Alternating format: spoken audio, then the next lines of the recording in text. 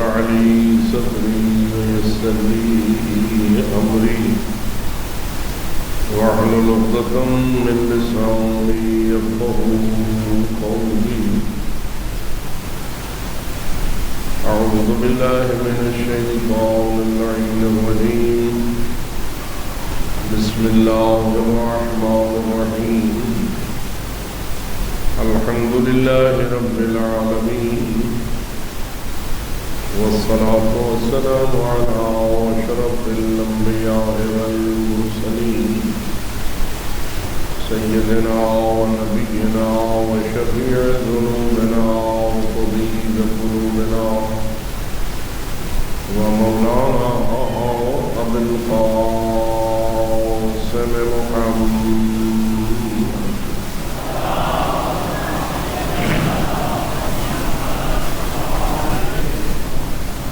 والصلاة والسلام على أهل بيته الطيبين الطاهرين المعصومين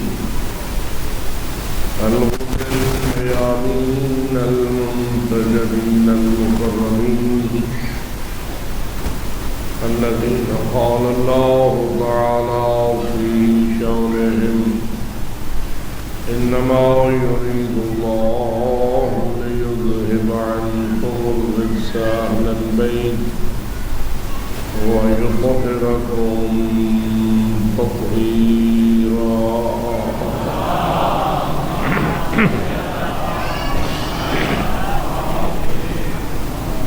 ورحمة الله على أحبابهم وأصحابهم وشيعتهم ومواليهم أجمعين، ولعنة الله على أعدائهم الملعونين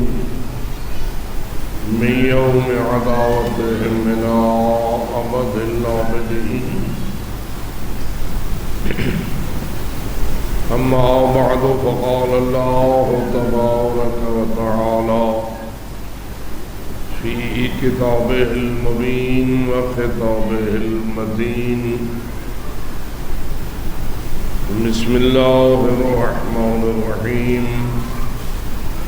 قد أفلح المؤمنون الذين هم في صلاتهم خاشعون والذين هم عن اللغو معرضون والذين هم للزكاة فاعلون والذين هم لفروجهم حافظون إلا على أزواجهم أو ما ملكت أيمانهم فإنهم غير ملومين.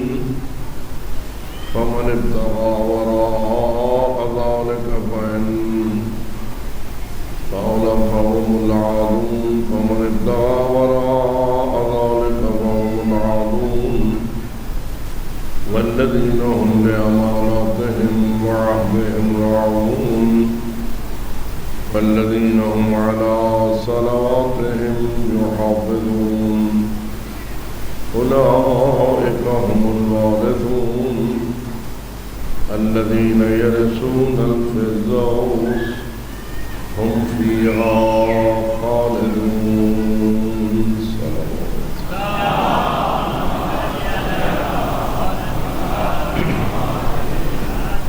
نعرہ تکبیر، نعرہ رسالت، نعرہ حیدری، نعرہ صلوات.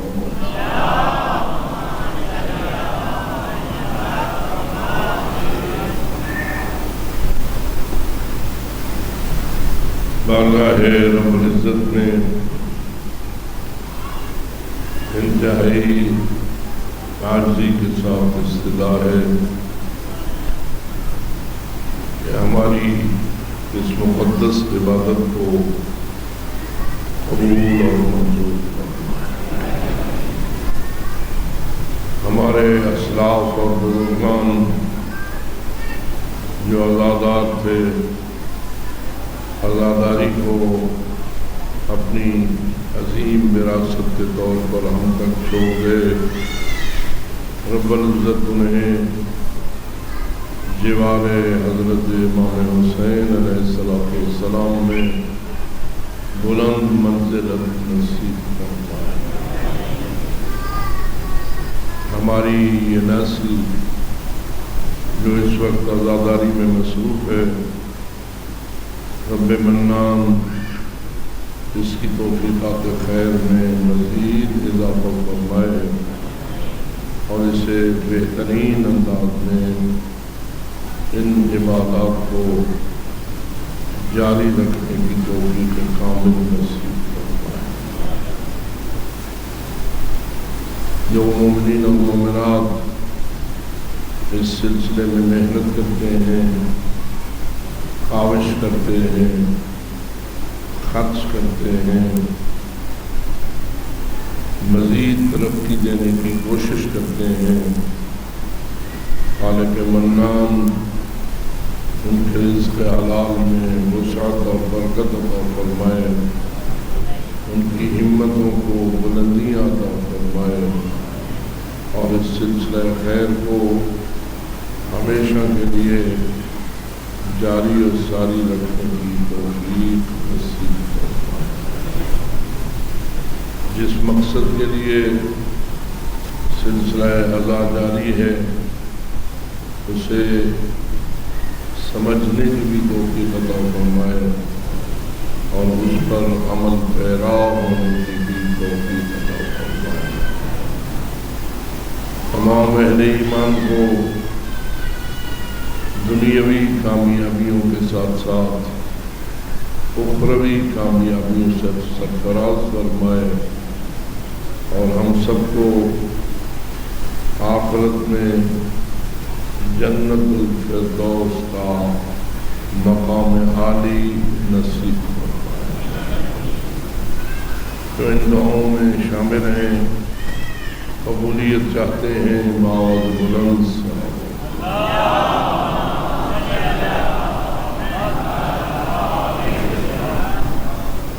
قرآن کتاب ہدایت ہے، کتاب فلاح ہے، کتاب نجات ہے۔ اس نے انسانوں کو کامیاب دیکھنے کے لیے بے مثال نسخے عطا فرمائے ہیں۔ سورہ المومنون کی یہ پہلی چند آیات اسی نسخے کو بڑے قیمتی الفاظ میں بیان فرما رہی ہے اور ان شرائط و اوصاف سے آگاہ کر رہی ہے جو انسان کی کامیابی اور فلاح دنیا و آخرت کے ضامن ہے۔ امید ہے کہ سارے حضرات پوری توجہ کے ساتھ اور پورے جذبہ عمل کے ساتھ ان کو سمجھنے اور عمل کرنے کی کوشش فرمائیں گے، اپنی اپنی کامیابی کے لیے بآواز بلند۔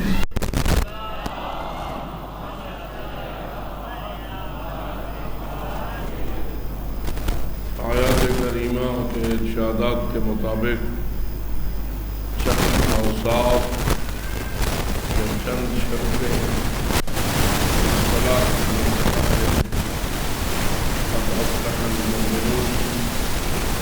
پہلی شرط یہ ہے کہ وہ مومن بنے، مومن رہے اور مومن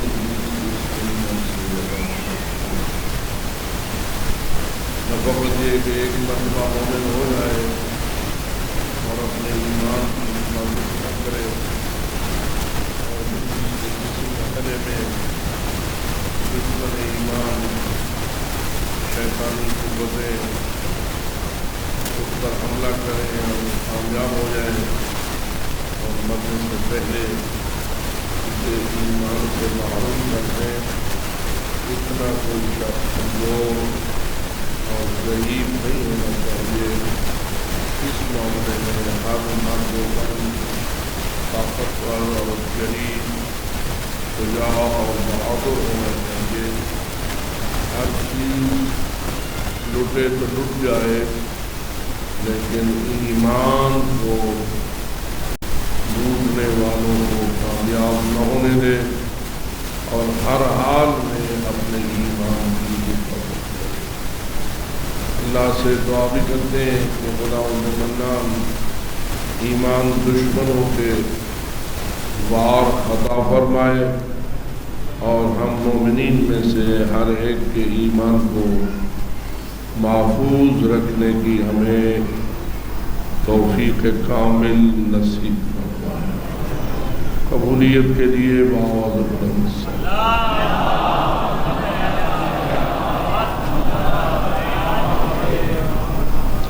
دشمن کوئی ایک نہیں ہے، بلکہ قرآن مجید نے جہاں لفظ شیطان بولا ہے وہاں لفظ شیاطین بھی بولا ہے، جس کا مطلب یہ ہے کہ شیطان ایک فرد نہیں بلکہ لشکر ہیں شیاطین کے، اور وہ جو عام طور پر لفظ شیطان سے پہچانا جاتا ہے ابلیس، وہ اس لشکر کا سالار تو ہو سکتا ہے، شیطان ہونا ایک فرد کے اندر محصور نہیں ہے، اور ہر زمانے میں شیاطین کی تعداد کثیر سے کثیر تر ہوتی جا رہی ہے۔ انسانوں میں بھی شیطان موجود ہوتے ہیں، جنات میں بھی شیاطین موجود ہوتے ہیں۔ ان تمام کے لشکر کا مقابلہ کرنے والا مومن اتنا شجاع اور بہادر ہوتا ہے کہ شیاطین کے لشکروں کو شکست دیتا ہے اور اپنے ایمان کی مکمل حفاظت کرتا ہے۔ اور اگر میں کہوں تو غلط نہ ہوگا کہ حسینیت اس ایمان کی حفاظت کا بہترین وسیلہ ہے، اور یہ مجالس جو تذکرہ حسینیت کے لیے منعقد ہوتی ہیں یہ شیطان کی شکست کا باعث بنتی ہیں اور مومنین کی فتح کی ضامن قرار پاتی ہیں۔ اور اللہ سے دعا کریں خداوند منان ہماری ان مجالس کو محفوظ رکھے اور ان میں شیاطین کے داخلے سے انہیں محفوظ رکھے، اور اگر کوئی کبھی داخل بھی ہو جائے تو وہ اپنی کوششوں میں ناکام رہے اور ہم مومنین اپنے ایمان کی حفاظت میں کامیاب ہو جائیں۔ بآواز بلند صلی اللہ علیہ وسلم۔ تو پہلی شرط فلاح پانے کی، فلاح دنیا اور فلاح آخرت پانے کی یہ ہے کہ ہر انسان مومن بنے، مومن رہے اور مومن ہی وفات پائے۔ اس لیے کہ جب تک ایمان پہ وفات نہ پائے گا اس وقت تک اسے بارگاہ الہی میں مومن شمار نہیں کیا جائے گا۔ لہذا ہر مومن کا فریضہ ہے کہ وہ موت تک اپنے ایمان کی حفاظت کرے، جب ایمان پہ مرے پھر اس کے بعد بے پرواہ ہو جائے، ایک ایسی وادی میں چلا جائے گا جہاں کوئی شیطان حملہ نہ کر سکے گا، اور اپنے ایمان کو دائماً محفوظ پائے گا، بلکہ ایسے مقام پہ چلا جائے گا جہاں سرداری محمد و آل محمد علیہ السلام کی ہے۔ بآواز بلند صلی اللہ علیہ وسلم۔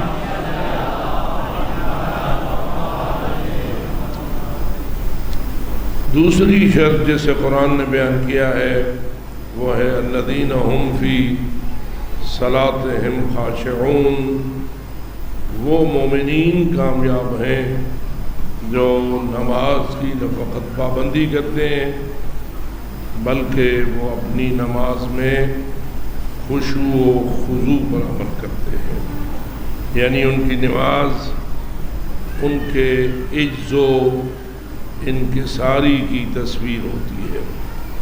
حالت نماز میں انسان کو متکبرانہ حالت میں کھڑا نہیں ہونا چاہیے، فرعون کی کیفیت میں کھڑا نہیں ہونا چاہیے، اس طرح کھڑا ہونا چاہیے جس طرح ایک عبد ذلیل اپنے رب جلیل کی بارگاہ میں کھڑا ہوتا ہے۔ اور وہ تبھی ہو سکتا ہے جب انسان کا ذہن اور انسان کا قلب اس امر کی طرف متوجہ ہو کہ میں کس مقام پہ کھڑا ہوں، کیا کر رہا ہوں اور میری ذمہ داری کیا ہے۔ اگر نماز شروع کرنے کے بعد بھی انسان کے خیالات اور انسان کے تصورات دنیا میں غرق ہو جائیں اور ذرہ بھی اسے پتہ نہ ہو کہ میں کس کی بارگاہ میں کھڑا ہوں، تو اس سے وہ خضوع اور خشوع پیدا نہیں ہو سکے گا جو ایک عبد ذلیل کے اندر پیدا ہونا چاہیے۔ اس لیے انسان کی توجہ اور قلبی میلان اس امر کی طرف ضروری ہے۔ آؤ اللہ سے دعا کریں، خداوند منان ہمیں اپنی بارگاہ میں عبد ذلیل بننے کی توفیق عطا فرما۔ جب انسان پوری توجہ میں ہوتا ہے، اس توجہ کو بحال رکھنے کا ایک تو پہلا طریقہ یہ ہے کہ خود ہی متوجہ ہو کہ میں کہاں کھڑا ہوں۔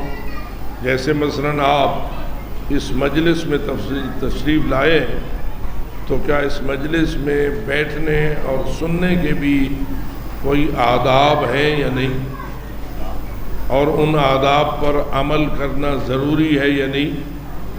اب مثلاً چاروں طرف اسپیکر لگے ہوئے ہیں، آواز تو ہر طرف آ رہی ہے، لیکن آپ جتنے میرے سامنے بیٹھے آپ ادھر منہ کرنے کی بجائے پشت کر دیں۔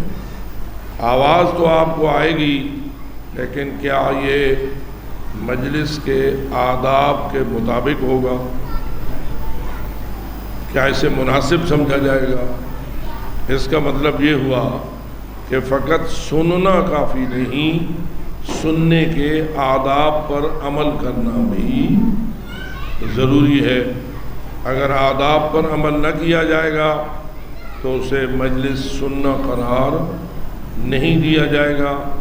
ایسے ہی نماز میں بھی آداب اور شرائط پر عمل کرنا ضروری ہے۔ اگر انسان آکڑا ہوا کھڑا ہو، دھیان کسی اور طرف ہو اور اپنے کھیل کود میں مصروف ہو، اپنے بدن کے ساتھ کھیلے، اپنے کپڑے کے ساتھ کھیلے، اپنے ہاتھ پاؤں کے ساتھ کھیلے، کبھی یوں ہو جائے کبھی یوں ہو جائے، تو اس سے نماز کے آداب پورے نہیں ہوتے۔ یہی وجہ ہے کہ حضرت امام علی زین العابدین علیہ السلام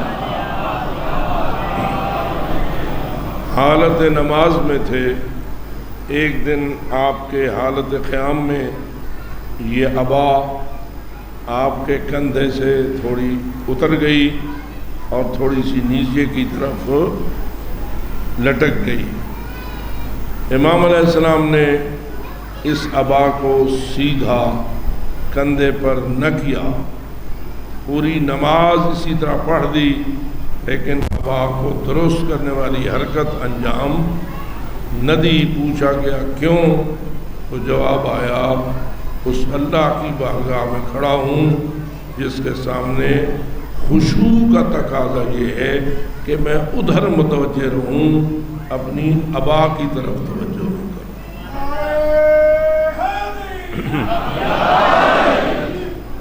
تو کہاں امام علیہ السلام کا ہمیں یہ درس، اور کہاں ہماری اپنی حرکات و سکنات۔ بسا اوقات ہم نماز میں پتہ نہیں کیا کیا کر لیتے ہیں جن کی کوئی ضرورت نہیں۔ اگر کچھ کرنا ہے تو پہلے نماز کی تیاری کر، پہلے نماز کے لیے اپنے آپ کو مکمل طور پر آمادہ کر، تاکہ جب تو نماز پڑھے تو دوران نماز تجھے کوئی ایسی آداب نماز کے خلاف اور خشوع کے خلاف حرکت کرنے کی ضرورت ہی نہ پڑے۔ یہ تو عام حرکات ہیں۔ ویسے بھی معصومین علیہ الصلوۃ والسلام نے نماز کے ہمیں بڑے عجیب و غریب قسم کے آداب بتائے ہیں، جن کی ایک لمبی تفصیل ہے، جن کو بیان کرنے کے لیے تو کافی زیادہ وقت چاہیے، لیکن مثلاً ایک دو باتیں۔ جب انسان حالت نماز میں کھڑا ہو تو اس کے ہاتھ کہاں ہونے چاہیے اور کس حالت میں ہونا چاہیے؟ تو معصومین کی ہدایت یہ ہے کہ تمہارے ہاتھ سیدھے اپنے رانوں پر، انگلیاں ملی ہوئی اور بالکل بے حرکت حالت میں ہونے چاہیے۔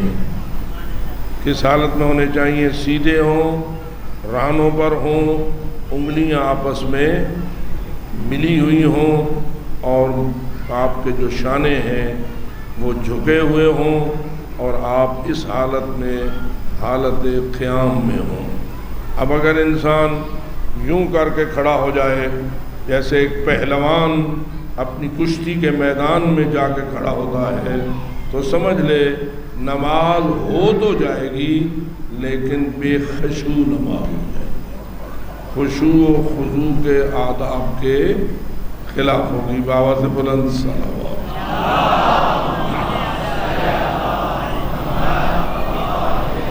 یہاں یہ بھی عرض کر دیا جائے، نماز ان ہاتھوں کے حوالے سے یا دیگر اعضاء و جوارح کے حوالے سے ہمارے معبود کی مرضی کے مطابق ہونی چاہیے یا کسی اور کی مرضی کے مطابق ہونا چاہیے؟ تو جواب یہ ہے کہ کس کی مرضی کے مطابق ہونا چاہیے؟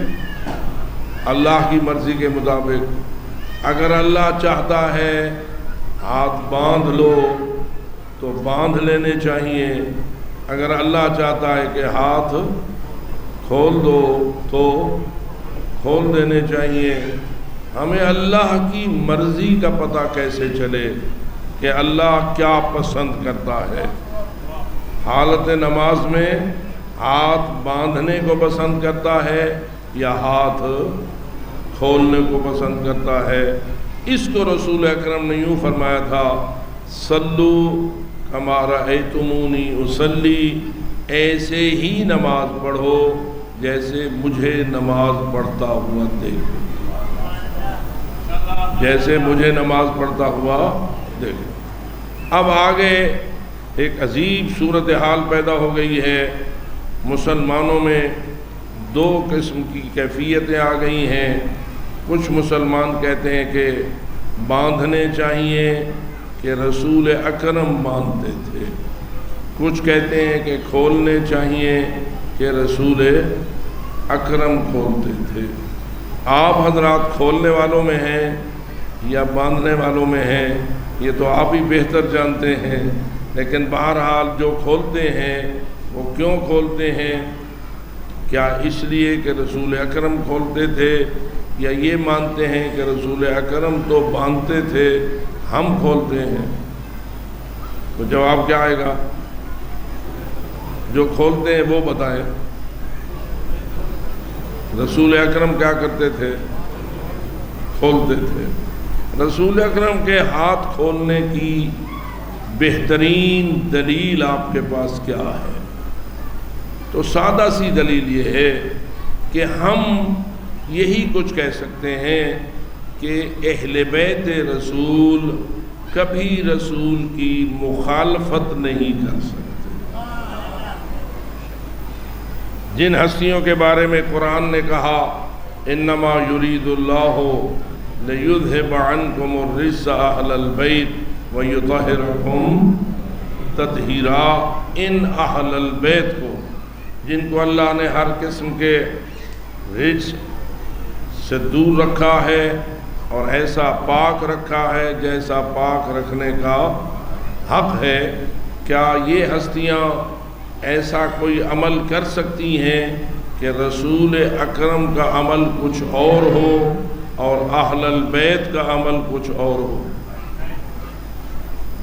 پس اگر آپ کو یقین ہے کہ اہل البیت ہاتھ کھول کر نماز پڑھتے تھے تو اس کا مطلب یہ ہے کہ رسول اکرم بھی ہاتھ کھول کر پڑھتے تھے، اور رسول اکرم کے ہاتھ کھول کر پڑھنے کے لیے ہمارے لیے اتنا ہی کافی ہے کہ علی ہاتھ کھولتے تھے، زہرا ہاتھ کھولتی تھی، امام حسن ہاتھ کھولتے تھے، امام حسین ہاتھ کھولتے تھے، امام زین العابدین ہاتھ کھولتے تھے۔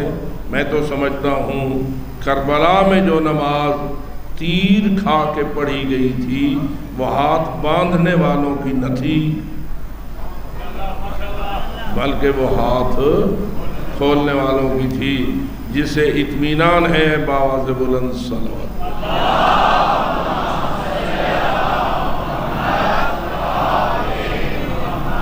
کچھ لوگوں کا اپنے طور پر خیال ہے کہ ہاتھ باندھنے میں خشوع زیادہ ہے اور ہاتھ کھولنے میں خشوع کم ہے۔ دلائل کے طور پر بھی بسا اوقات یہ بات سامنے لائی جا سکتی ہے کہ یوں کھڑے ہونے میں خشوع زیادہ ہے اور یوں کھڑے ہونے میں خشوع کم ہے۔ تو میری عرض یہ ہے اپنی مرضی کا خشوع اختیار نہ کرو، اپنے رب کی مرضی کا خشوع اختیار کرو، اور آپ کے رب کی مرضی کو ڈھونڈو، اور رب کی مرضی ملے گی رسول اکرم سے، اور رسول اکرم کا انداز ملے گا آل رسول سے۔ آل رسول پر بآواز بلند صلوات۔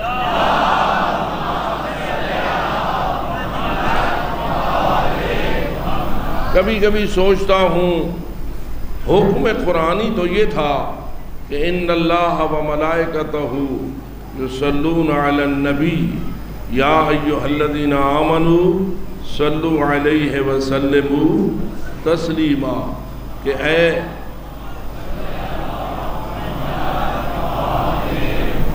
بے شک اللہ صلوات بھیجتا ہے ملائکہ پر، اللہ صلوات بھیجتا ہے، اللہ کے سارے ملائکہ صلوات بھیجتے ہیں کس پر؟ علن نبی، کس پر؟ النبی، نبی پاک پر۔ پھر حکم ہو جاتا ہے یا ایھا الذین آمنوا، جتنے مومنین ہو، بات ہی ساری آج کل ایمان پر ہو رہی ہے، جتنے مومنین مرد و زن جمع ہیں سب کو اللہ ایگزیکٹو بلکہ چیف ایگزیکٹو آرڈر جاری کر رہا ہے کہ میں اللہ صلوات بھیجتا ہوں نبی پر، میرے سارے ملائکہ صلوات بھیجتے ہیں نبی پر، تم جو ایمان لائے ہو تم کیا کرو؟ صلو علیہ، صلوات بھیج دو نبی پر، وسلموا تسلیما، اور ایسے سلام بھیجو جیسے سلام بھیجنے کا حق۔ اب جو میری اس محفل میں یا ایھا الذین آمنوا بیٹھے ہوئے ہیں ان کو اللہ کا آرڈر ہو گیا یا نہیں کہ تم نبی پر صلوات بھیجو؟ تو سارے اپنے اللہ کے آرڈر کو اوبے کرنے کے لیے اس آیت کے مطابق صلوات بھیجو۔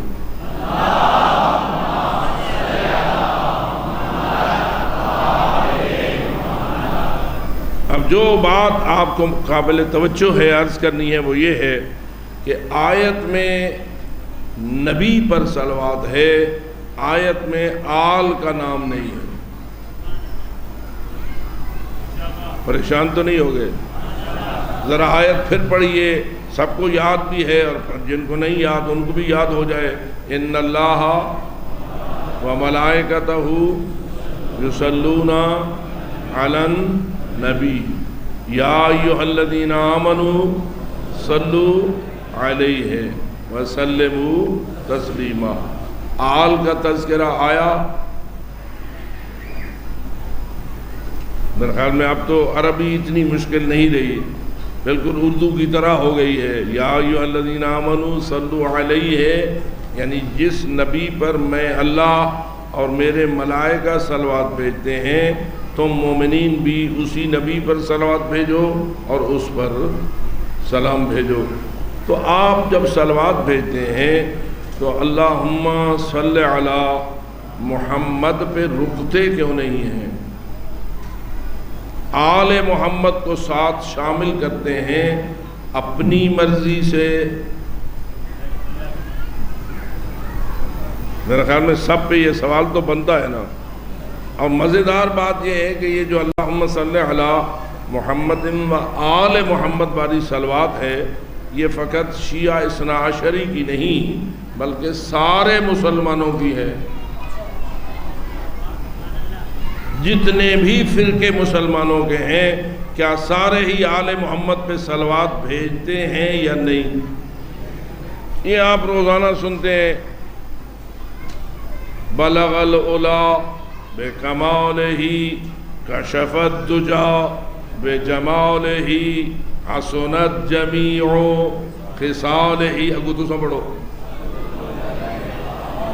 بھائی، کوئی حرج نہیں، حرج تو نہیں ہے، پڑھا کرتے ہیں نا. صلو علیہ، پھر صلو علیہ. اب میں پھر دہرا دیتا ہوں تاکہ آپ کو بھی یہ سمجھ آ جائے. بلغ العلا بکمالہ کشف الدجا بجمالہ حسنت جمیع خصالہ. صلو علیہ، صلو علیہ. اگر وآلہ شامل نہ ہو تو شعر بھی نہیں بنتا، یہ مصرے بھی خراب ہو جاتے ہیں. اور کیا سارے مسلمان بلا امتیاز نماز میں صلوات پڑھتے ہیں یا نہیں؟ تشہد میں صلوات پڑھتے ہیں یا نہیں؟ تمام کہتے ہیں کہ اگر تشہد میں صلوات نہ ہو تو تشہد باطل. تشہد باطل تو نماز باطل. اور اسی لیے حضرت علامہ شافعی، امام شافعی نے یہ جملہ کہہ دیا، اے اہل بیت رسول اور اے آل رسول، تمہاری عظمت کے لیے اتنا کافی ہے کہ من لم یصلی علیکم لا صلاۃ لہ. جو تمہارے اوپر صلوات نہ بھیجے آل پر، جو آل پر صلوات نہ بھیجے لا صلاۃ لہ، اس کی نماز نماز ہی نہیں ہے. یہ کس کا فرمان ہے؟ امام شافعی کا. اب آپ اندازہ کریں، دیوبندی ہوں، بریلوی ہوں، اہل حدیث ہوں یا کسی اور نظریے کے لوگ ہوں، سارے ہی صلوات میں آل محمد کو ضرور شامل کرتے ہیں. اگر آل محمد کو شامل نہ کریں تو اپنی صلوات کو مکمل نہیں سمجھتے، جبکہ آیت میں آل ہی نہیں ہے. تو کیا خیال ہے، آج کے بعد آپ آل کو نکال دیں گے یا آل کو بحال رکھیں گے صلوات میں؟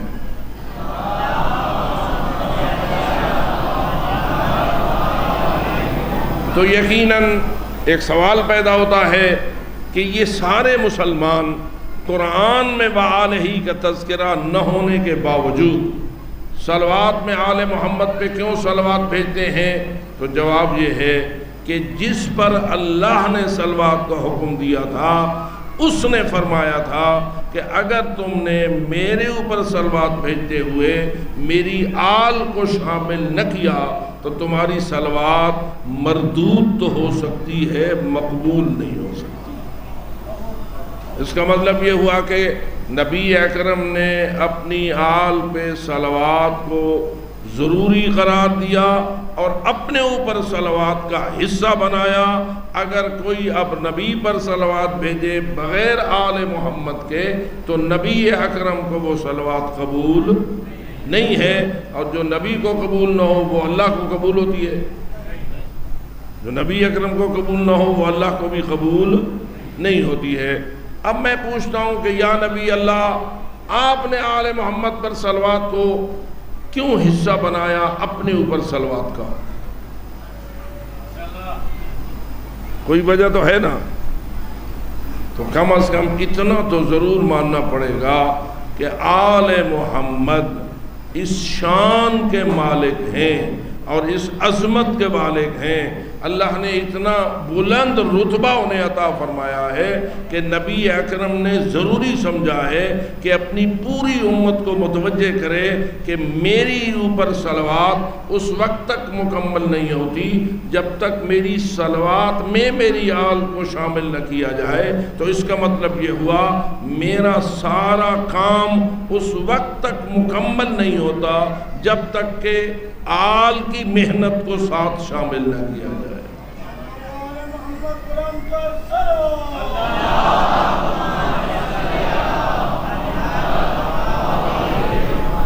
میری آل کی فقط ذاتی عظمت ہی اتنی نہیں ہے بلکہ ان کے کام اور قربانیوں کی اہمیت اتنی زیادہ ہے کہ اگر ان کی قربانی کو میری محنت کا حصہ نہ بنایا جائے تو میرا کام ادھورا رہتا ہے۔ اسی لیے اللہ نے فرمایا یا ایھا الرسول بلغ ما انزل الیک من ربک وان لم تفعل فما بلغت رسالتہ، اے میرے رسول اس پیغام کو جلدی پہنچا اور ضرور پہنچا کیونکہ یہ اتنا اہم پیغام ہے، اگر یہ تو نہیں پہنچاتا۔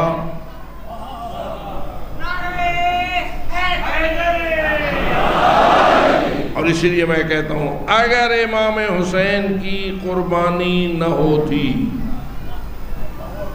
اگر کربلا نہ ہوتی، یعنی جو کچھ اسلام کی تاریخ ہے اس میں کربلا کو نکال لو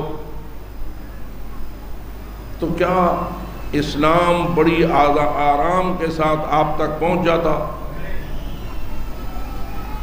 انصاف کے ساتھ انسان تقاضا کرے، یہ ایک قصہ نہیں، ایک کہانی نہیں جو دنیا کے ایک کونے میں ہوئی ہے اور ہم اسے ویسے ہی دہرائے رہتے ہیں۔ نہ یاد رکھ، یزیدیت کو سمجھ۔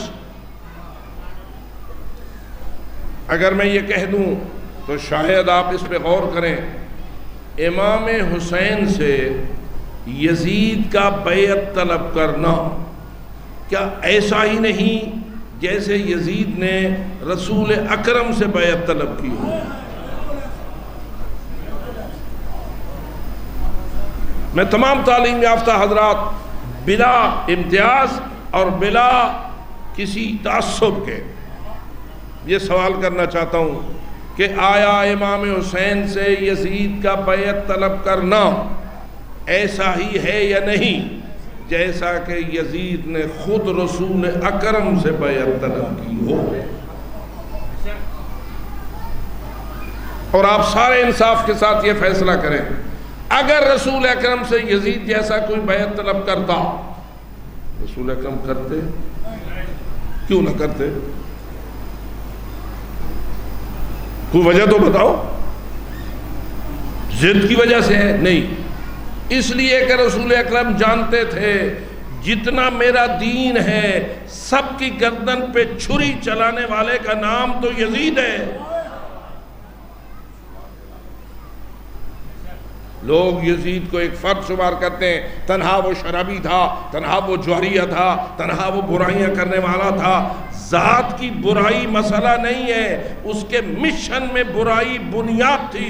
اگر اس کے مشن میں دین کے خلاف کچھ نہ ہوتا تو پھر وہ اس طرح نہ کرتا جیسے اس نے کیا ہے کہ امام کو قتل کرتا ہے، پورے خاندان کو شہید کرتا ہے، پھر رسول کی بیٹیوں کو فقط قیدی نہیں بناتا، لے کے کربلا سے شام تک پوری امت مسلمہ کے شہروں میں گھماتا ہے، پھراتا ہے اور تماشا بناتا ہے۔ لوگ آج کل یزید کو بچانے کی کوشش کر رہے ہیں، تمہارے بچانے سے نہ تم بچو گے نہ یزید بچے۔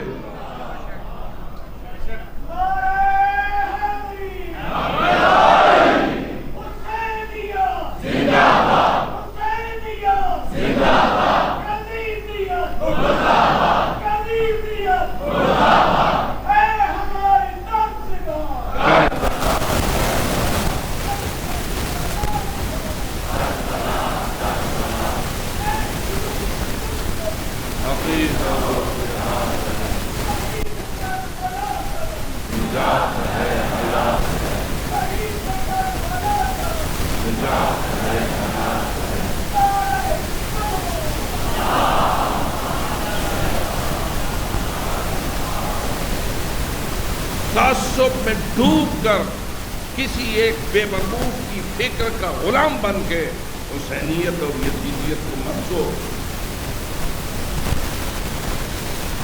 آخر وہ لوگ بھی ہو میرے سامنے کتنے متفکر تھے علامہ اقبال، کیا انہوں نے نہیں کہا بہر حق در خاک و خون غلطیدہ است پس بنا ہے لا الہ۔ یہ فقط ایک شاعر کا کلام ہے، یہ ایک متفکر اسلام کا کلام ہے۔ متوجہ کرنا چاہتا ہوں کیونکہ علامہ اقبال کا اردو دیوان بھی ہے اور اس سے زیادہ فارسی دیوان ہے، کلام ان کا فارسی زیادہ ہے۔ اور آج کے رہبر ایران اللہ خامنئی فرماتے ہیں من مرید اقبال ہستم، اقبال لاہوری مرشد ما ہست۔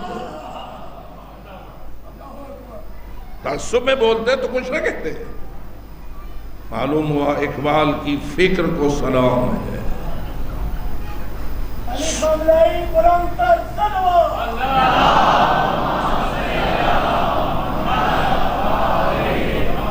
اس لیے سوچو، فقط اقبال کے فوٹو لگانے سے انسان اقبال کو خراج عقیدت پیش نہیں کر سکتا، اقبال کی فکر کو قبول کرو گے تو اقبال کو خراج عقیدت پیش ہوگا۔ اقبال فقط پاکستان کے محسن نہیں ہے، اقبال نے دین اسلام کی عظمت کو اجاگر کیا ہے، پوری امت مسلمہ کے لیے سوچا ہے۔ یہ تو علیحدہ بات ہے کہ حالات کے تناظر میں اس وقت پاکستان ان کی فکر کے مطابق بن گیا، ورنہ ان کی فکر فقط پاکستان تک محدود تو نہیں، پورے عالم اسلام کے بارے میں سوچا تھا علامہ اقبال نے یا فقط ایک نگری کے بارے میں؟ یہ بہت سارے پاکستانیوں کو بھی معلوم ہونا چاہیے۔ بے شک علامہ اقبال کی فکر کا نتیجہ ہے پاکستان، پھر دوہراؤ، قائد اعظم محمد علی جناح کی محنتوں کا نتیجہ ہے، علامہ اقبال کی فکر کا نتیجہ ہے۔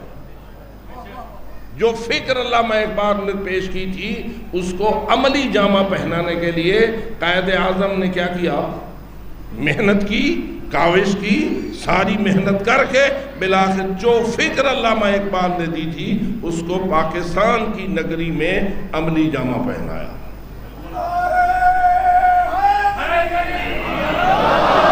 لیکن دراصل علامہ اقبال کی فکر تو اسلام کی فکر ہے، وہ تو قرآن کی بنیاد پر سوچتے ہیں، اور قرآن فقط پاکستان کے لیے یا پورے عالم کے لیے؟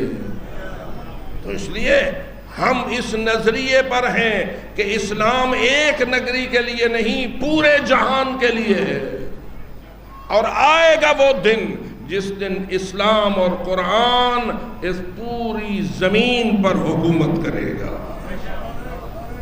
اس دن کی یاد منانے کے لیے، اور جس نے اس اسلام و قرآن کو پورے عالم پہ نافذ کرنا ہے اس کو سلام پیش کرنے کے لیے بآواز بلند سلام۔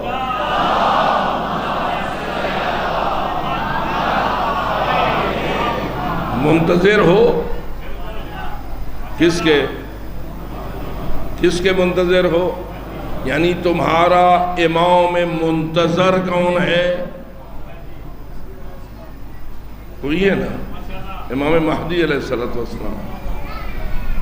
اسی لیے ہماری روایات کہتی ہیں الانتظار افضل العبادات، اس مقصد کے لیے اپنے مولا کا انتظار تمام عبادتوں سے افضل عبادت۔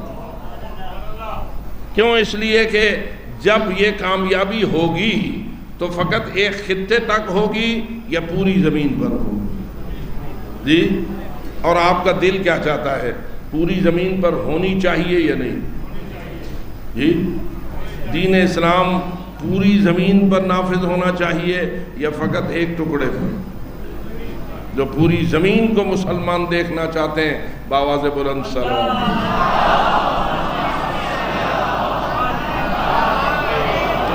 اور یہیں سے سمجھ لو، جب تم چاہتے ہو کہ اللہ کی پوری زمین پر دین اسلام اور قرآن کا غلبہ ہو جائے، تو جو اسلام اور قرآن دشمن قوتیں ہیں وہ آپ سے دوستی کریں گی؟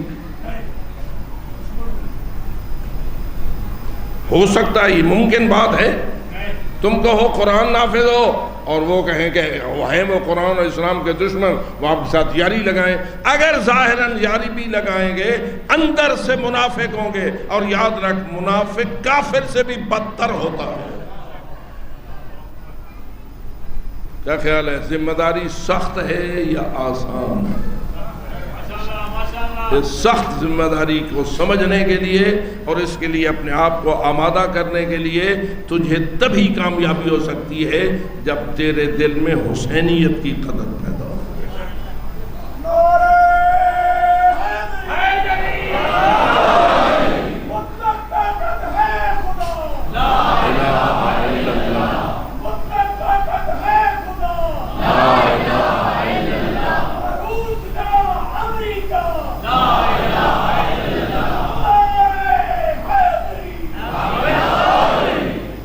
عزیزان من، آل محمد پر صلوات۔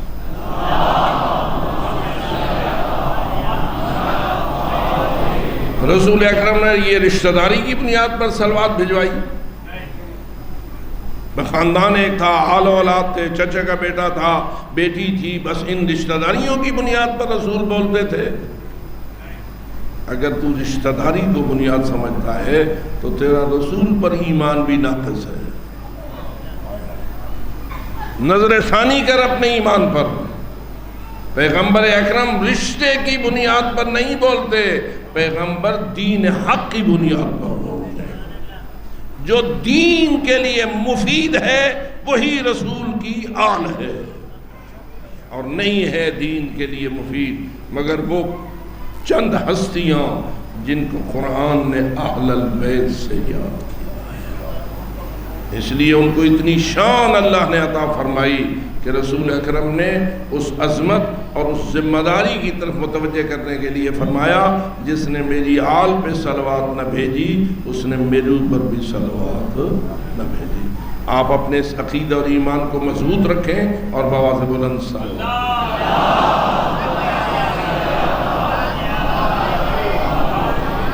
لہذا رسول کا دین لینے کے لیے قابل اطمینان اور یقینی رستہ وہی ہے جو بطفیل آل محمد نصیب ہوتا ہے۔ اس پہ جائیے، غور کیجئے اور اس پر توجہ دیجئے، اور اللہ آپ کو اس کی سمجھنے اور ماننے کی توفیق عطا فرمائے۔ اس دعا کی قبولیت کے لیے بآواز بلند صلوات۔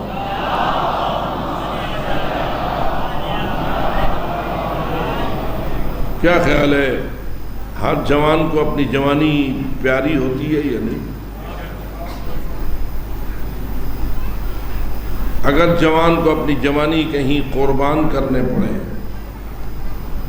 تو اگر عقل مند ہے تو پہلے سوچے گا۔ جذبات کی بات نہیں، فکر کی بات ہے۔ جس چیز پر میں اپنی جوانی قربان کروں وہ میری جوانی سے قیمت میں زیادہ ہونی چاہیے، اس کی عظمت اور اس کی قیمت میری جوانی سے زیادہ ہونا چاہیے۔ اب یہاں روک کے میں کہتا ہوں، وہ شب عاشور جب حضرت امام حسین چراغ بجھا کر اپنے سارے جانثاروں کو اکٹھا کر کے کہہ رہے تھے، جس کو زندگی پیاری ہو میری طرف سے اسے اجازت ہے، جانا چاہتا ہے تو چلا جائے، یہ لفظی گفتگو تھی یا حقیقی گفتگو تھی؟ یعنی امام حسین علیہ السلام واقعاً ان کو اجازت دے رہے تھے یا ویسے ایک اٹکل پچو چلا رہے تھے؟ اور اگر حقیقتاً اجازت دے رہے تھے تو گویا امتحان لے رہے تھے کہ اگر رہو گے اور شہید ہو جاؤ گے، قربان ہو جاؤ گے، تو پہلے یہ بتاؤ جس مشن پہ لیے میں تم سے جان کی قربانی کا تقاضا کر رہا ہوں، اس مشن کو اپنی جوانیوں سے قیمتی سمجھتے ہو تو رہو، اگر قیمتی نہیں سمجھتے ہو تو نہ رہو۔ یہاں بھی میں سوال کروں گا، جتنوں نے کربلا میں قربانی دی، بالخصوص حضرت امام حسین کے عزیزوں نے، بیٹوں نے، بھتیجوں نے اور خاندان بنی ہاشم کے نوجوانوں نے، یہ فقط امام حسین کے ساتھ رشتے کی بنیاد پر دین یا دین کی عظمت کے لیے؟ یہ جتنے ہستیوں کو تم روتے ہو، جن کی عزاداری کرتے ہو، جن کے ماتم کرتے ہو، جن کے نوحے پڑھتے ہو، جن کے لیے سینہ کوبی کرتے ہو، اپنی نیازیں پکاتے ہو، سب کچھ کرتے ہو شہدائے کربلا کے نام پر، کچھ کم تو نہیں ہوتا؟ لوگ بیچارے ساری زندگی کماتے ہیں اور وہ کمائی حسین کے نام پہ خرچ کرتے ہیں۔ پاکستان میں بھی کوئی کم خرچ نہیں ہو رہا، لیکن آپ دیکھتے ہیں کہ جب اربعین میں مومنین اربعین کی زیارت کے لیے جاتے ہیں تو عراق والے کتنا خرچ کرتے ہیں اور لوگ حیران ہوتے ہیں، اور جب ان سے پوچھا جاتا ہے تو وہ کہتے ہیں ہمارا تو عقیدہ یہ ہے کہ سارا سال کماتے ہیں ان زواروں پر خرچ کرنے کے لیے جو حسین کی زواری کے لیے آئے ہوئے ہیں۔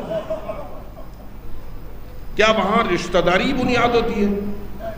کیا وہاں قومیت بنیاد ہوتی ہے؟ کیا وہاں علاقائیت بنیاد ہوتی ہے؟ کیا وہاں زبان بنیاد ہوتی ہے؟ کیا رنگ و نسل کی بنیاد ہوتی ہے؟ نہ، کچھ بھی بنیاد نہیں ہوتا، فقط یہ چونکہ اس حسین کے ظاہر ہیں جس حسین نے دین بچایا ہے۔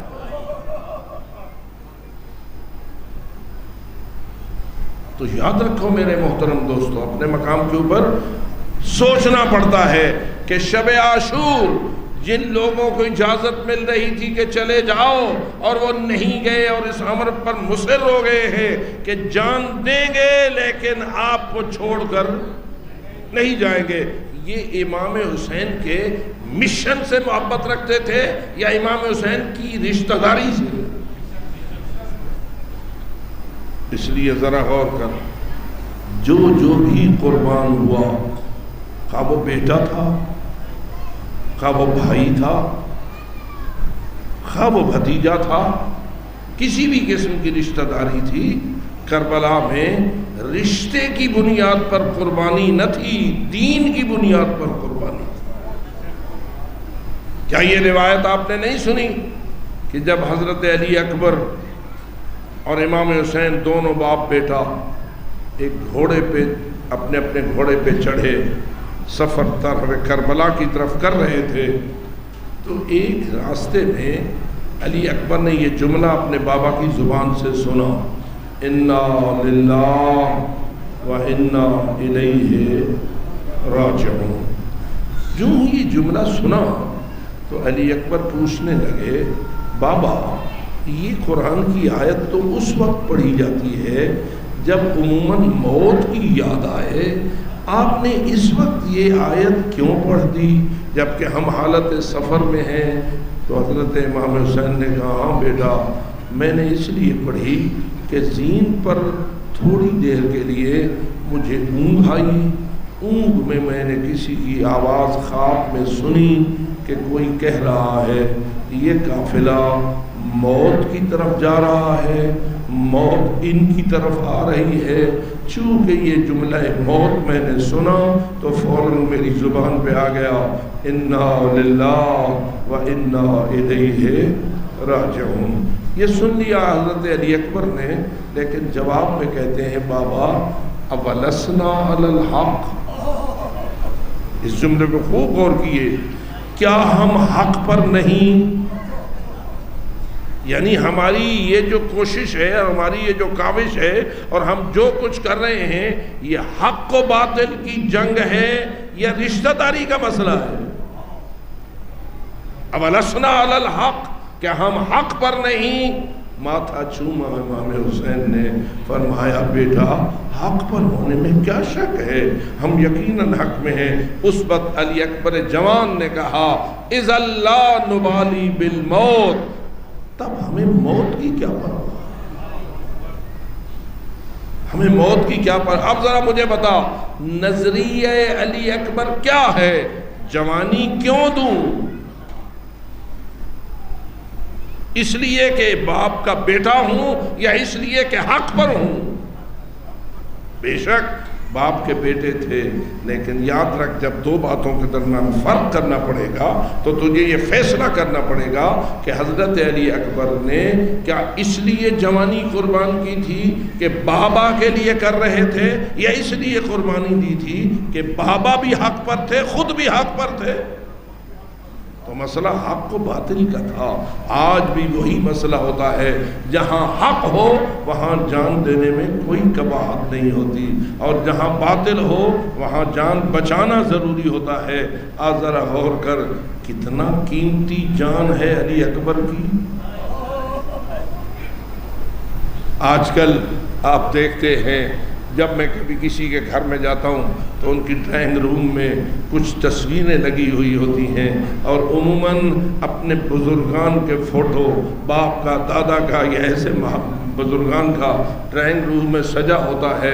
بندہ دیکھتا ہے تو کہتا ہے یہ بندہ جس کی یہ تصویر ہے اس گھر والے کو بڑا پیارا ہے نا، اس کی بڑی عزت ہے، بڑی توقیر ہے، اس لیے اس نے یہ اپنے اس کمرے میں سجا رکھی ہے۔ کسی کے لیے روا نہیں ہوتا کہ وہ اس تصویر کی توہین کرے، فقط اس فوٹو کی توہین بھی گوارا نہیں کی جا سکتی۔ اگر خدا نخواستہ کوئی بدبخت تیرے باپ کی فوٹو کی بے عزتی کرے تو تو کیا کرے گا؟ تو اسے اپنی بے عزتی سمجھے گا یا نہیں؟ اپنے باپ کی بے عزتی سمجھے گا یا نہیں؟ حالانکہ باپ تو اس دنیا سے روانہ ہو چکا ہے، اس کا فقط فوٹو ہے۔ معلوم ہوا فوٹو کی بھی عزت کی جاتی ہے جب وہ باپ کا فوٹو ہو، جب قابل احترام شخصیت کا فوٹو ہو۔ مجھے یہ بتا، ایک کاغذ کی تصویر کا احترام ہے، خود محمد مصطفیٰ۔ یہ آج کل ہمارے نوٹوں کے اوپر علامہ قائد اعظم محمد علی جناح کی جو تصویر ہے، کیا یہ ان کے احترام سے عبارت ہے یا نہیں؟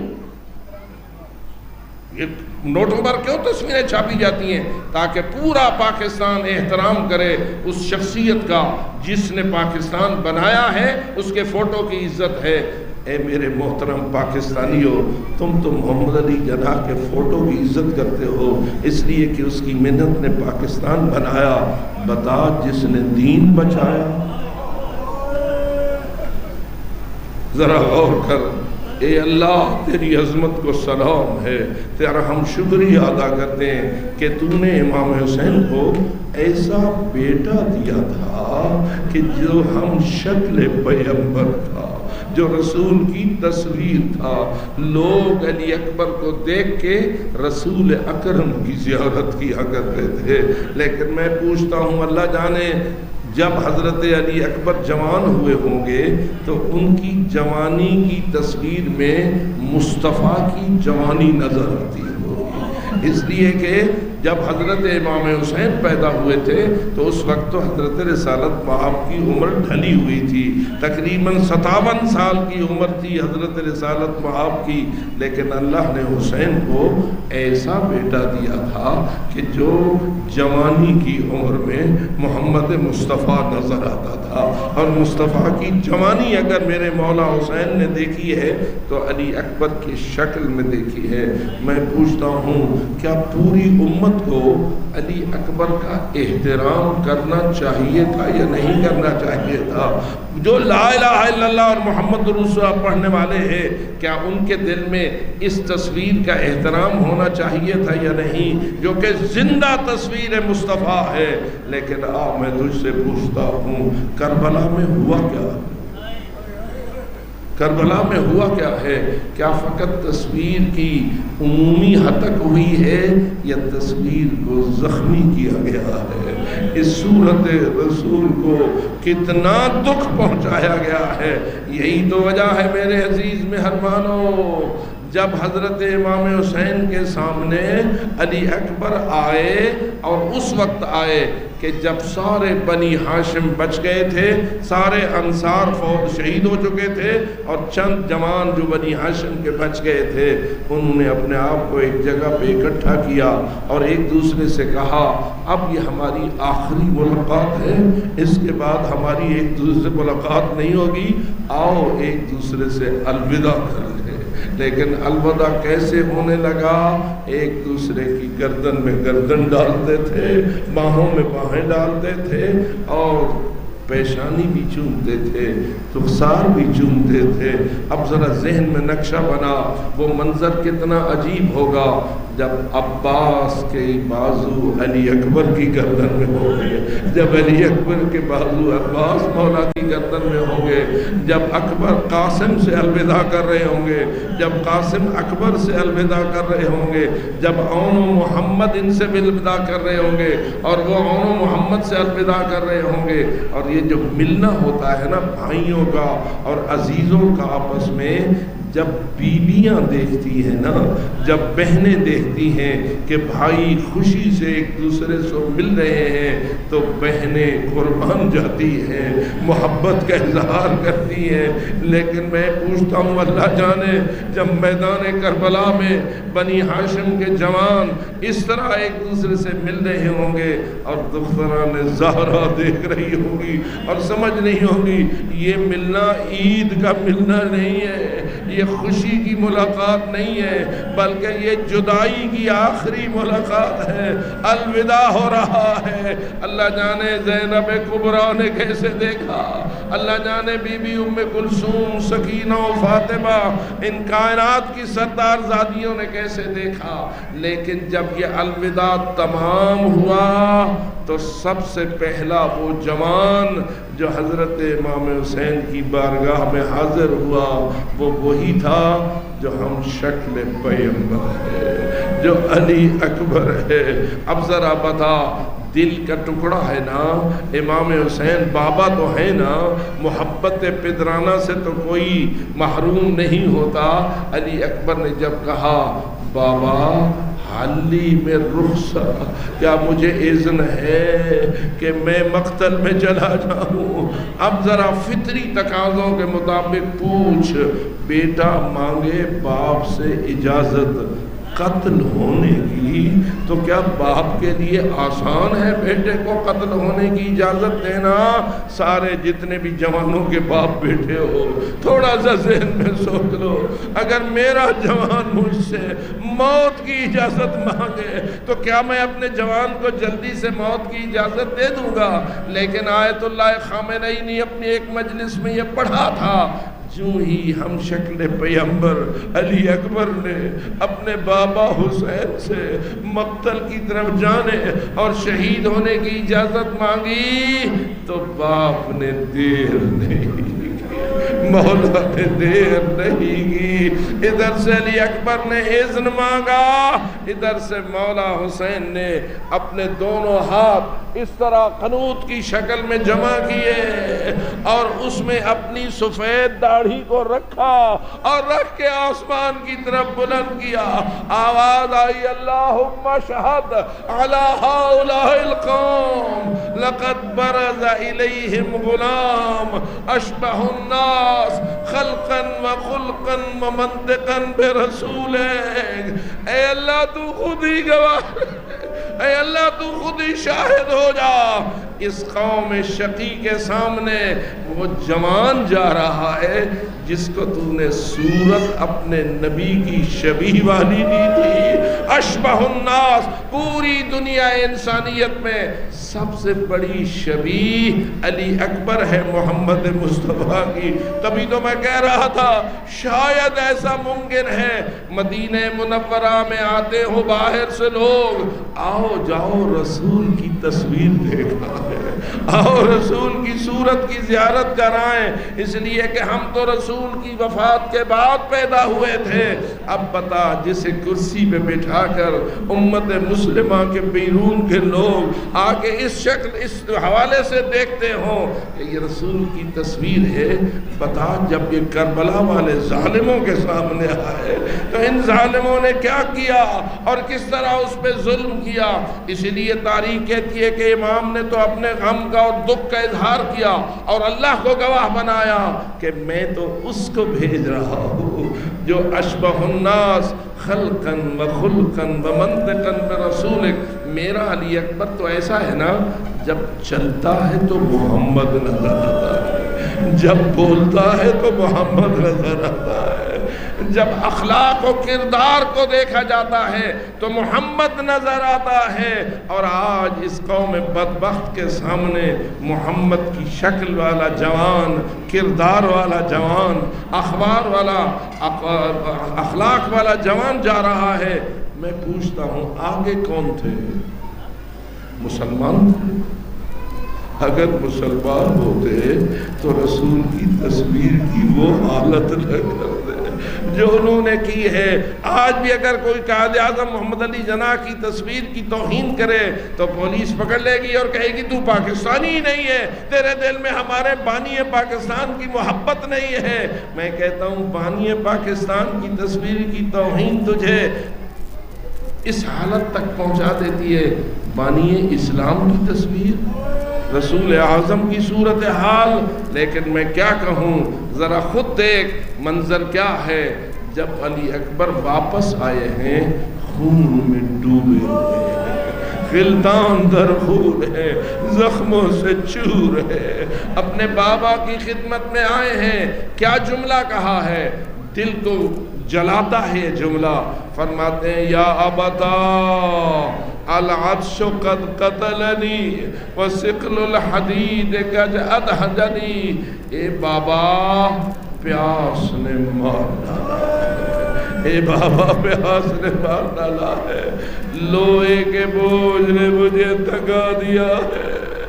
میں کبھی کبھی سوچتا ہوں ہمارے والد گرامی میں یہ جملہ ادا کیا کرتے تھے، اگر کسی باپ کا بیٹا ایک باعزت فاخرانہ جنگ لڑ کے آئے اور فاتح ہو کے آئے تو باپ تو یہ کہتا ہے بیٹا منہ مانگ، میں تجھے وہ دوں جو تو منہ مانگتا ہے، میں تیرے منہ مانگے انعام کو دینے کے لیے تیار ہوں۔ لیکن آج ذرا امام حسین کے قلب کا جائزہ لے، بیٹے نے مانگا ہے تو کیا مانگا ہے، علی اکبر نے مانگا ہے تو کیا مانگا ہے، ایک گھونٹ پانی کا، ایک گھونٹ پانی کا۔ ہائے حسین، آؤ جی بھر کے روئے مولا حسین کے قلب کی مصیبت کو۔ بیٹا مانگ رہا ہے ایک گھونٹ پانی کا، اور امام حسین جواب میں یہی کچھ کہتے ہیں، یا اب میرے بیٹے بنیا ادن منی وادخل لسانک فی فیا، بیٹا ذرا قریب آ، اپنی زبان میرے دہن میں داخل۔ امام حسین کا یہ فرمانا تھا کہ علی اکبر نے اطاعت کی، قریب ہوئے۔ اب ذرا ذہن میں نقشہ جمائیے، دو چہرے جو ایک دوسرے کے قریب ہوئے، مولا حسین نے منہ کھولا، حضرت علی اکبر نے زبان بابا کی زبان میں رکھی، فوراً باہر نکالی اور فرمایا بابا آپ کی زبان تو مجھ سے بھی زیادہ۔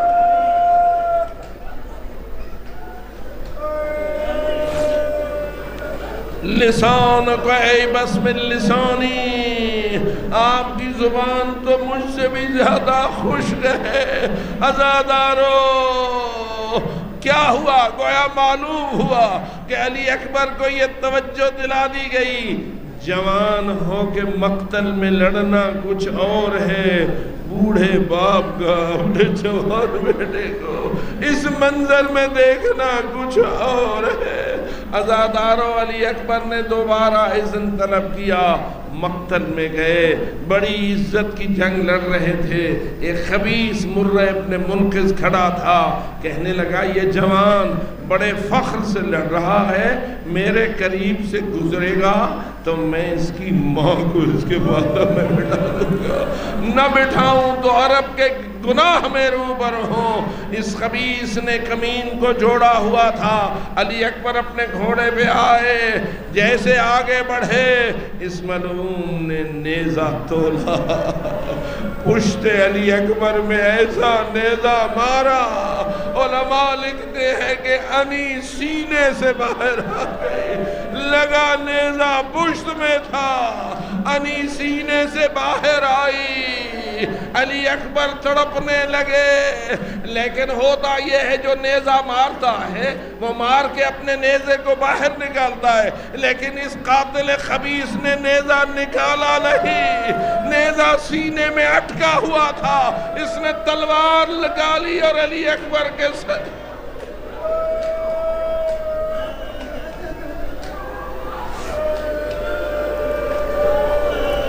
تلوار نکالی، علی اکبر کے سر اقدس کو نشانہ بنایا، سینے میں نیزہ، سر پہ تلوار، علی اکبر کے لیے سنبھلنا مشکل ہو گیا، زین پہ نہ سنبھل پا رہے تھے تو گھوڑے کی گردن میں باہو ڈالے، جو ہی بازو ڈالے، اب آپ خود ہی اندازہ کیجئے کہ پشت پر ظالموں کی تلواریں برسنے لگی، اتنی تلواریں برسی قطعوہ اربن اربا،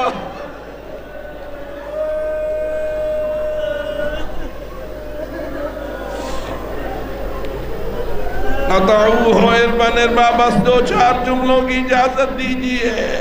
علی اکبر زین پہ نہ سنبھل سکے، زمین کی طرف گئے، ہر شہید جو زین کو چھوڑتا تھا آخری التجا مولا سے کرتا تھا اور کہتا تھا علیک من السلام، بابا میرا آخری سلام، امام حسین کے لیے آخری سلام، ہر تیر سے بھی اور تلوار سے بھی زیادہ سخت صدمے کا باعث ہوتا تھا، جو ہی ہم شکل پیغمبر کا آخری سلام حسین مولا کے کان سے ٹکرایا، ہائے ہائے، چلے چلے تاکہ میں علی اکبر کے جنازے اور لاشے پہ پہنچوں، لیکن مجھے بتا ایک بوڑھا باپ اپنے جوان بیٹے کے لاشے پہ جائے تو کیسے جائے، جائے تو کیسے جائے، بمشکل پہنچے، لیکن یہی جملہ کہوں گا، دیکھا تو بیٹا ایڑیاں رگڑ رہا ہے، لاشا تڑپ رہا ہے، امام حسین جھکے، لیکن کتنے جھکے، اتنے جھکے، اتنے جھکے کہ وضع خدہ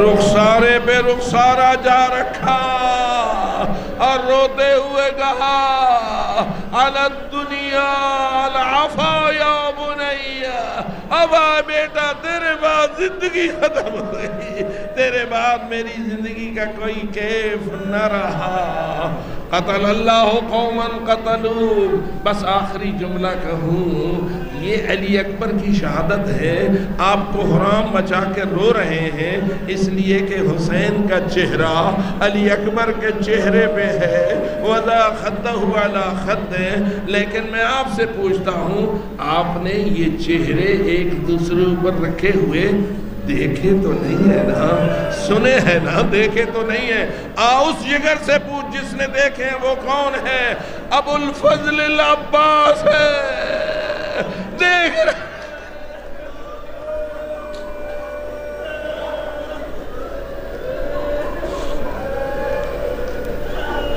الا لعنت اللہ علی القوم الظالمین وسيعلم الذين ظلموا أي منقلب